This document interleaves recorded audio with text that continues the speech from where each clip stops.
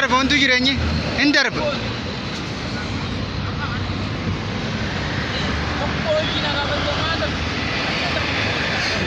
Dhugaa gaadina.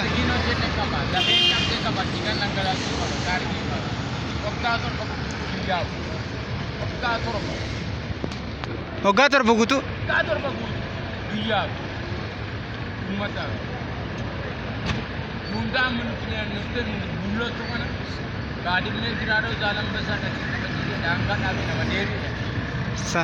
Inni koo kun deebiidha. Jannamee kana biraan bareedaa nu kan biraan.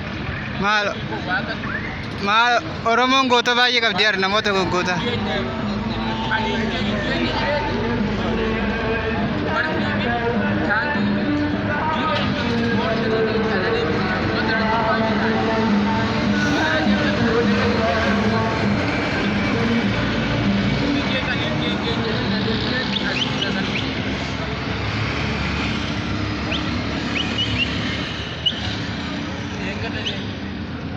Maal tun yaaduma deemti bar.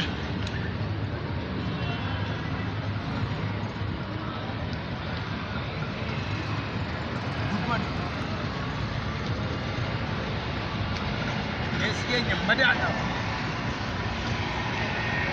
Mana minaan nyaatee gara kalankoo. Gees garaan qophii.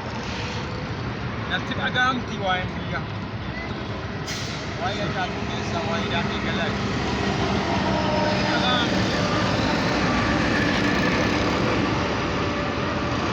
Ajaa'ibu keessa namoonni jabboota eegnee fudhan. Macaalun. Nama wajjin jabboota eegnee guddanne aniif Haacaaluu. Yaada danfisuu namatti gaaffiroota jalatti jabboota wajjin eegnee nama hongochaa midhaan hongochaa nuu kutanii aniif Haacaaluu Hundeessaa wajjin hongochaa nyaanne jabboota galchinee aannan dhumne wajjin guddanne.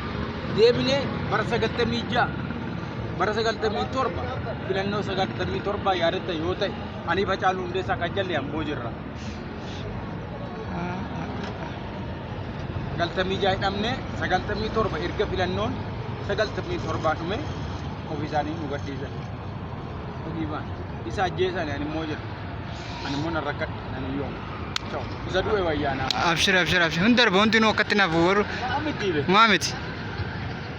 Maamiti garuu Abshir. Akkuma si argitutti si beeku. Sa dhugaa gaete wallahi. Akkuma si argitutti akkuma har'aa si argitetti si beekti nama. Isa beekaa keessa nama.